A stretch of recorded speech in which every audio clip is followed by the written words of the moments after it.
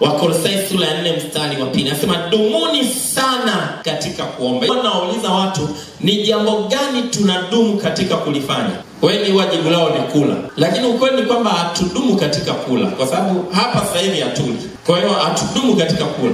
Moja ya kitu ambacho tunadumu katika kukifanya ni nini? Kupumua. Hakuna jambo lingine utafanya alafu ustopishe kupumua, kwamba ngoja niko busy sana, ngoja niache kupumua nimalizie kupika. Inawezekana? Kwenye kila unachokifanya unaendelea kufanya nini? Kupumua. Sasa maandiko yanasema hivi, jambo lingine ambalo tunapaswa kulifanya kwa kudumu inaitwa maombi.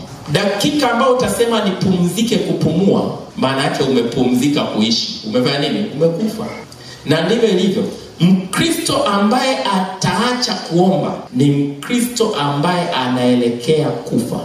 Uhai wa mtu kwenye mwili unategemea na upumuaji wake. Uhai wa Mkristo unategemea na maisha yake ya maombi. Ukiona maisha yako ya maombi yameshambuliwa, ujue uhai wako wa kiroho umeshambuliwa, kwa sababu maombi ni kama pumzi ya Mkristo. Ndio maana maandiko yanasema dumuni sana katika kuomba. Maana katika maisha ya maombi mjifanya nini? Mkidumu. Jambo ambalo hauruhusiwi kama unaotaka usalama wako wa kiroho, hauruhusiwi kuliacha maisha yako yote ni maombi. Maisha ya maombi. Maombi sio kitu cha kuacha mahali. Maombi ni kitu cha kuendelea nacho bila kujali una kitu au huna kitu, bila kujali unajisikia au hujisikii. Bwana Yesu asifiwe sana.